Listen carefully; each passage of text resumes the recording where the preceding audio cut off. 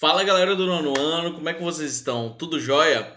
Hoje a gente vai continuar e finalizar o nosso grupo 5 de biologia. Sim, gente, hoje é o dia que a gente finaliza a biologia, pelo menos o grupo 5, e já vamos começar o grupo 6.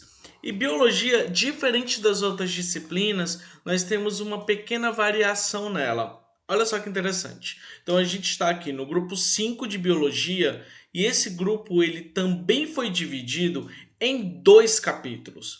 Então a gente teve o módulo 13 e 14, que falava sobre os fatores hereditários, e durante todo esse capítulo 6, nós fomos apresentados a Gregor Mendel, o pai da genética.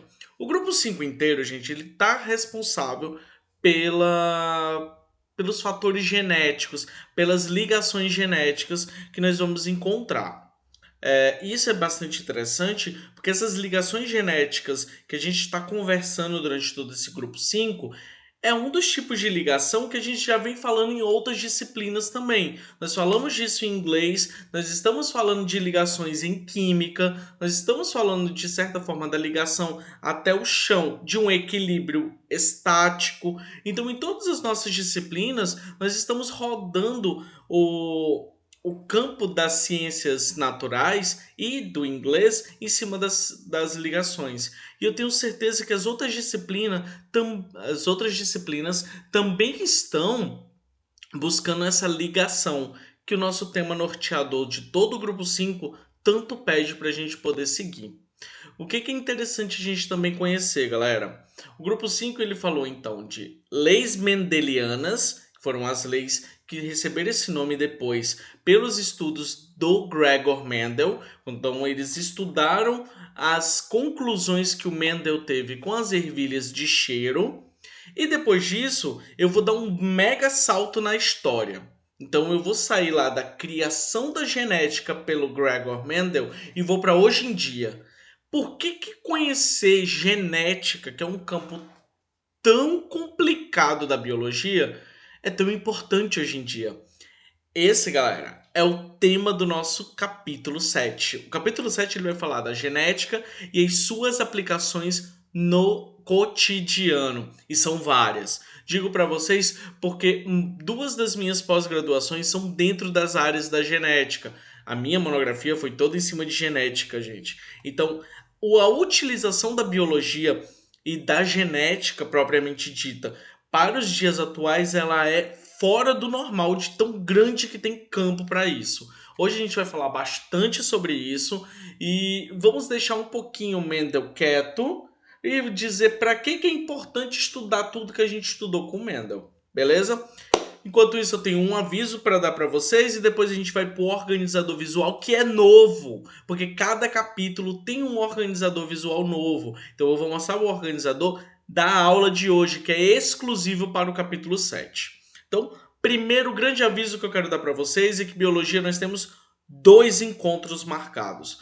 O primeiro encontro é na segunda-feira, 8h40 da manhã, onde a gente começa conversando sobre as atividades dos módulos anteriores. Então a gente corrige as atividades dos módulos anteriores, tira as dúvidas dos módulos anteriores, e aí na sexta-feira, depois que passa a semana inteira, na sexta-feira, nós temos a nossa aula teórica aqui no YouTube sobre algum tema da biologia do nosso grupo em questão. Estamos no grupo 5, hoje a finalização. A partir da semana que vem eu já volto com o grupo 6, com outro capítulo, uma nova abordagem. No grupo 6, na verdade, nós vamos voltar à evolução. Então a gente vai sair um pouquinho da genética e vamos para a evolução. Só que aí a gente pensa, pô tio, vai sair totalmente da genética para a evolução de novo?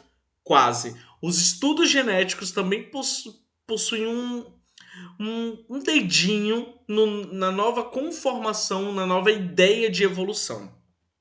Então é através dos estudos genéticos que a gente vai ver que as novas teorias da evolução elas foram criadas e repensadas. Tanto Lamarck quanto Darwin foram repensados e tragos para o dia de hoje. Então a gente vai falar bastante agora de genética, finalizamos genética e vamos para o módulo, para o grupo 6 da semana que vem, falar um pouquinho de evolução novamente. Então, galerinha, vou colocar lá no nosso mapa conceitual, nosso organizador visual e eu já volto. Pronto, nosso novo organizador visual, ele fica lá na página 188, é o finalzinho desse capítulo.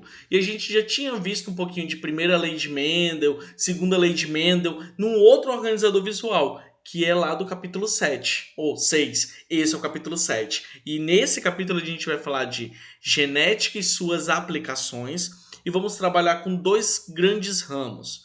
Nós vamos trabalhar com a biotecnologia e vamos iniciar nossa aula conversando sobre o que é, como fazer, quem pode fazer, quais são as áreas de atuação da biotecnologia e vamos falar também da engenharia genética.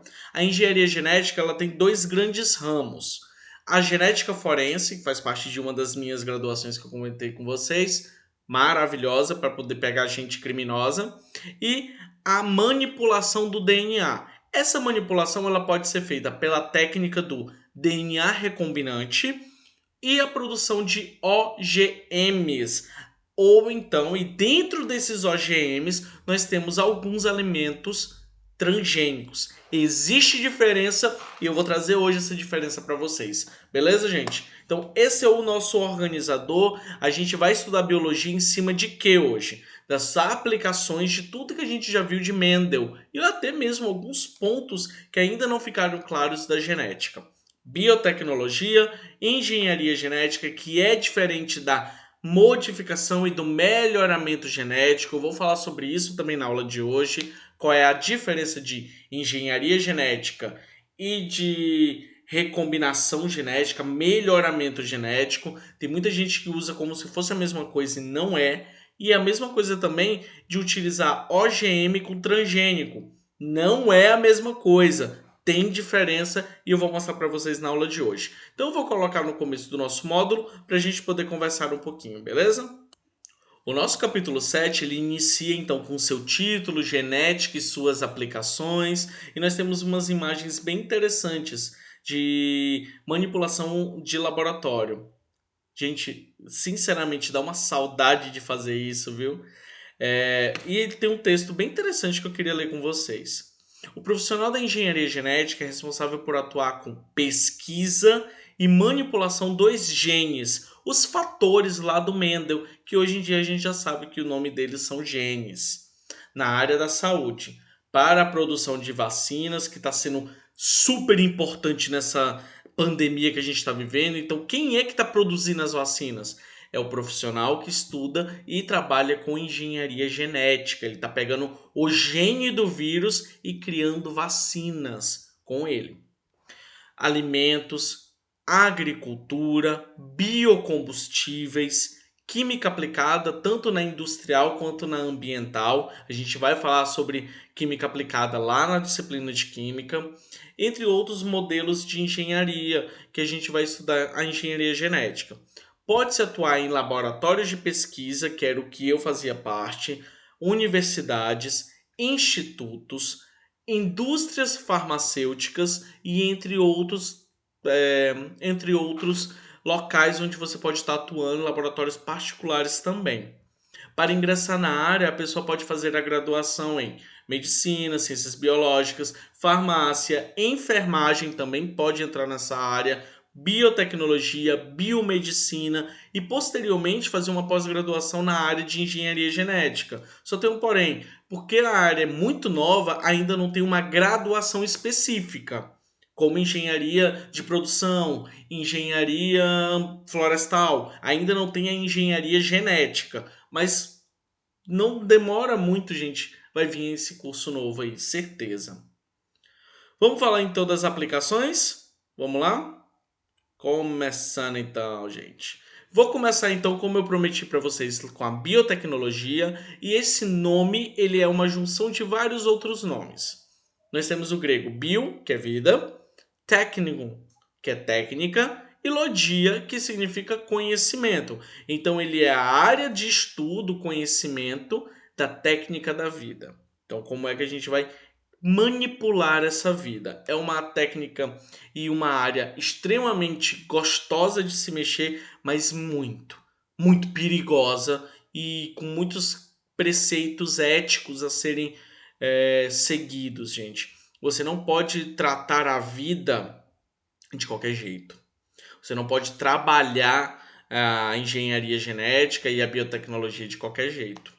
Senão você pode ocasionar algumas pandemias. Eu não estou dizendo que o Covid-19 foi feito através disso, não. Mas há a possibilidade de você criar vírus, bactérias e outras substâncias que sejam prejudiciais para o mundo inteiro. E a gente percebeu através dessa pandemia o tanto que a gente não está preparado para uma coisa dessa. Então, a gente tem que tomar bastante cuidado. Eu vou falar um pouquinho mais de ética mais no final do nosso capítulo. A aula de hoje é somente esse capítulo, então o capítulo todo é a aula de hoje. A ONU, gente, a Organização das Nações Unidas, define biotecnologia como qualquer aplicação tecnológica que utilize sistemas biológicos, organismos vivos ou seres derivados para fabricar ou modificar produtos ou processos para utilização específica. Então, se você utiliza qualquer sistema biológico para poder organizar ou então modificar algum organismo vivo ou seres derivados dessa modificação ou da fabricação deles, é uma área da biotecnologia. Aqui no QR Code, aqui do ladinho, gente, vocês podem até acessar um artigo que fala dos estudos que se tem da criação de enzimas, que são um tipo de proteínas que degradam muito mais rápido a garrafa PET, que é um dos principais constituintes do lixo presentes no oceano e no nosso dia a dia também. Então, essa utilização ela tá ainda sendo estudada, é bem interessante. Vocês podem dar uma olhadinha lá. Opa, aqui. Aê, achei. Aqui, gente. Vocês podem olhar lá naquele QR Code, beleza? Desde tempos muito remotos já se utilizavam organismos microscópicos para a fabricação de pães, vinhos, cervejas, entre outros. E isso já é uma técnica de biotecnologia para a alimentação. Então, até mesmo aquela fabricação de pão que a gente utiliza levedura para cerveja, ou então dos fungos utilizados para fazer o pão, fazer o vinho, ele é um exemplo de biotecnologia. Esses exemplos são lá da biotecnologia clássica, são mais antigos já. Hoje em dia, a biotecnologia moderna ela passa a apresentar umas novas técnicas para coisas um pouco mais sofisticadas, que é o caso da engenharia genética e dos alimentos geneticamente modificados, da genética forense, entre outros modelos que a gente vai estudar durante a aula de hoje. Então, a genética moderna, ela passou a utilizar novas técnicas e ferramentas moleculares por meio inclusive da engenharia genética para a geração de outros produtos, novos produtos ou em outros processos biológicos. A biotecnologia, gente, ela é uma área totalmente multidisciplinar. Então você acaba pegando conhecimento de várias áreas diferentes para poder criar um conhecimento e um estudo biotecnológico. Quais são essas áreas? As mais importantes são genética, que a gente já estava começando a estudar lá no outro capítulo, engenharia química, robótica, biologia celular e molecular, então entender como os compostos químicos, eles próprios do corpo, eles funcionam e atuam dentro das células. A bioquímica, que é a junção, gente, de vários compostos químicos que existem dentro do nosso corpo. A ecologia e a embriologia. A ecologia vai estudar principalmente os impactos que o seu estudo pode causar, tanto bons quanto ruins. E a embriologia com a formação de alguns novos substâncias, organismos geneticamente modificados. É um dos campos mais intrigantes e mais importantes também da biotecnologia. Robótica também está sendo utilizado bastante para integrar saúde e tecnologia juntinhos, viu, gente? Então, as técnicas e as ferramentas utilizadas na biotecnologia vêm apresentando desenvolvimento rápido, o que tem contribuído para avanços muito significativos na área. Um dos motivos de eu falar que a engenharia genética deve estar vindo aí como curso muito rápido. A engenharia genética é a área da ciência que utiliza técnicas de manipulação e modificação do DNA. Essa modificação ela pode ser introduzir genes novos num DNA já existente, silenciar alguns genes e reprimir algumas formações de proteínas e modificar assim todo o organismo. Então, o que ele pode fazer? Altera a composição genética de um organismo, removendo e introduzindo pedaços de DNA em um DNA já existente. Essa área tem como objetivo melhorar indivíduos, processos ou sistemas biológicos para utilização dos seres humanos. Por exemplo, a tecnologia do DNA recombinante. Joia? O DNA recombinante é uma molécula híbrida de DNA obtida através de união de duas outras moléculas. E essas moléculas elas são de espécimes diferentes. Então pode ser o ser humano com uma bactéria, pode ser, isso eu estou falando, gente, para produção de proteínas, ok? Então isso é feito inclusive com a insulina. Olha só, acabei de lembrar aqui. A insulina que geralmente as pessoas diabéticas precisam aplicar para poder ficar boa da diabetes, e se tratar da diabetes, ela é fabricada dentro de bactérias. Como é que isso é possível? Você pega o DNA de uma pessoa normal, onde ela produz insulina, que é uma produção, um hormônio produzido lá nas células do pâncreas. Você pega esse pedaço do DNA, coloca na bactéria para ela produzir a insulina, e aí você retira a insulina e fabrica a medicação. Então isso é uma técnica de DNA recombinante. Também pode ser utilizado, gente, para outras proteínas que o ser humano ele produz e ainda não se sabe exatamente por quê. Então você pode utilizar esse pedaço do DNA humano, coloca na bactéria, faz ela produzir e estuda aquela produção dela.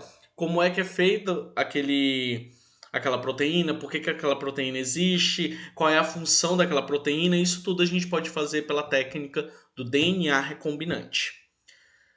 E agora eu vou falar um pouquinho com vocês, gente, sobre a diferença da engenharia genética e do melhoramento genético. Isso é bastante feito com organismo geneticamente modificado, que são os OGMs que a gente vai falar ali embaixo.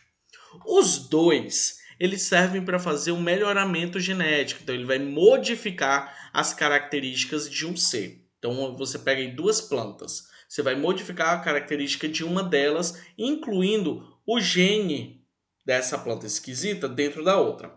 Mas qual é a diferença aqui?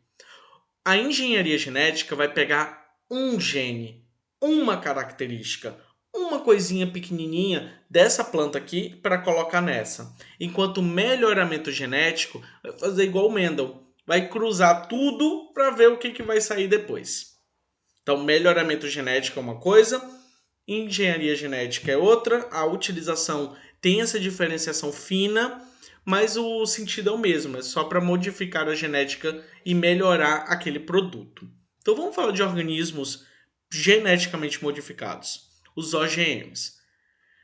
Através também da técnica do DNA recombinante, a gente conseguiu criar organismos geneticamente modificados, os OGMs. São organismos que tiveram seu material genético manipulado por meio de uma técnica de engenharia genética. Qual é a grande diferença entre OGM e transgênico? Eles podem ser a mesma coisa, mas também pode ser muito diferente. Vou dizer como. O transgênico ele só existe quando você coloca o DNA de uma outra espécie diferente, modificado diferente, dentro dessa planta. É o que a gente conseguiu fazer, por exemplo, com aquelas flores que ficaram fosfoluminescentes, que a gente utilizou o DNA de vagalumes para ele poder ficar brilhando no escuro. Quando a gente utiliza algumas proteínas animais em plantas, isso é transgênico. Mas quando você silencia ou faz uma delação de genes e não acrescenta nada de outra espécie na planta, isso é OGM. Então, o OGM é puro e o transgênico ele é uma mistura de espécies diferentes, ok? Com a engenharia genética foi possível fabricar diversos produtos e resolver problemas nunca antes imaginados pela humanidade. E olha só, nós temos a produção de seda pelas teias de aranha, obtida do leite de cabra geneticamente modificado, copos de plástico descartáveis biodegradáveis obtidos através do milho, a partir do milho, tomates capazes de se desenvolver em solos de alta salinidade, ou seja, tem uma quantidade de sal muito grande e uma quantidade pequena de eletrólitos positivos para o tomate. Plantas de tabaco capazes de restaurar a fertilidade do solo em regiões com resíduos tóxicos ou então radioativos, e entre outros. No entanto, muito se tem discutido sobre o uso do OGM, principalmente para a alimentação. A maioria da utilização dos OGMs, existem estudos que causam cânceres, bastante. Então, há um aumento dessa produção, dessa casos de câncer é justamente pela alimentação transgênica. Então, é pelo menos o que os estudos contam, eu não tenho como afirmar 100%.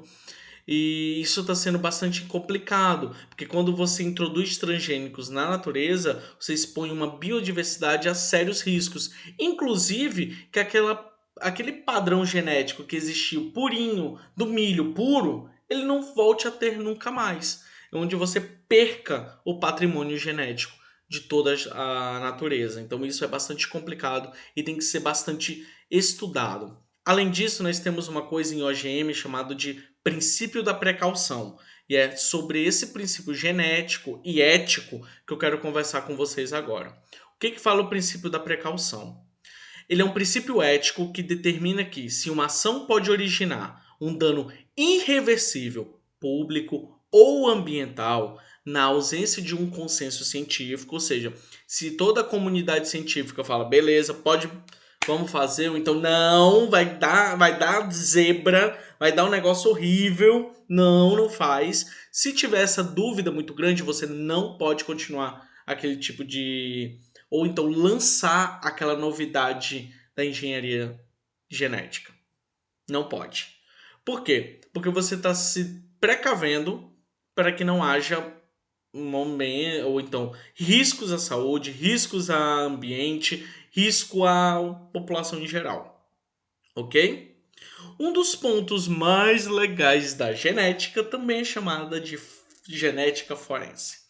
O que é a genética forense, gente? Ele é o campo do estudo genético que utiliza técnicas e conhecimentos da genética e da biologia molecular para auxiliar os processos judiciários. Ou seja, vocês já ouviram falar que o fulano foi preso porque foi encontrado o DNA dele lá na cena do crime. Como é que isso é feito? Através da genética forense. Então a gente pega pedaços que podem vir de onde?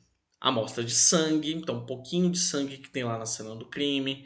Saliva, sim, é possível fazer isso. A região da bochecha, ela tem várias células epiteliais escamosas, ou seja, elas saem com muita facilidade. Então, fazendo com que se a gente pega um cotonete e faz o swab, que a gente chama, que é esse cotonete maior, e faz o esfregaço dele dentro da bochecha, você pega várias células epiteliais e dentro da célula tem o núcleo da célula. No núcleo tem o quê? DNA. Então a gente consegue mapear para ver quem é a pessoa que fez aquilo. E o DNA ele é único, exceto no caso de gêmeos, como a gente conversou lá na aula de inglês. Meio loucura, né? Mas é isso mesmo. Outro ponto que pode ser encontrado, a pele, inclusive o bulbo capilar. Quando você arranca o cabelo que sai o bulbo branco, ali é um pedaço, um pouquinho de pele e aquele bulbo que tem ali, ele possui também células com núcleo e, consequentemente, DNA. Ou sêmen, que também o espermatozoide, ele dentro do núcleo dele possui DNA do homem. que contém uma região do DNA, que é a cabeça, e para que o cientista possa identificar a paternidade de uma criança ou elucidar a autoria de um crime. Então, a gente utiliza as técnicas de engenharia genética para poder pegar o suspeito, pegar o culpado dessa atrocidade jurídica. É possível verificar que as técnicas moleculares podem ser utilizadas para os diversos fins, a gente falou de vários hoje. Atualmente, outra aplicação dessa técnica é de identificação e confirmação de doenças infecciosas. Uma das coisas que a gente está fazendo agora com o Covid. Você tem como é, pegar pelo sangue da pessoa ou então pelo estudo das células de defesa do corpo se a pessoa ela teve contato com o vírus ou não. Isso é uma confirmação de doença infecciosa e confere um diagnóstico se você teve ou não contato com um vírus rápido e preciso. Não só com Covid, gente. Vírus da AIDS, outros vírus de doenças mais sérias, HN1, H1N1, as gripes em geral, tudo isso é feito através de engenharia genética, ok? Então vamos para as nossas atividades. Utilize o texto a seguir para responder as questões. É aí que nós temos um texto gigante e vocês, depois da leitura do texto, respondam com palavras do próprio texto, gente. O texto ele já entrega para vocês um monte de resposta. Letra A. O que são organismos transgênicos? Letra B. Qual é a metáfora utilizada pelo professor da Unicamp para explicar os organismos transgênicos? Então tem uma metáfora que ele utilizou aí. Como foi que ele comparou os organismos transgênicos? Letra C. Segundo o texto, quais seriam as possíveis consequências ao se utilizar um organismo transgênico? Quais são os perigos? Letra D. Qual processo natural explica o surgimento dos insetos resistentes? Quais são os riscos que isso pode causar para o ambiente? E letra E. No final do texto são apresentadas duas opiniões sobre os transgênicos, uma contra e uma a favor. Qual é a sua opinião? O que você acha? Justifique a sua resposta. No exercício proposto, nós temos uma questão do Enem e uma questão de resolução imediata, gente. Por hoje é isso, espero que vocês tenham gostado. Beijo grande para vocês e encontro vocês no grupo 6 na semana que vem aqui no YouTube e nas nossas resoluções de atividades no Zoom. Fiquem com Deus, gente, e até a próxima. Tchau!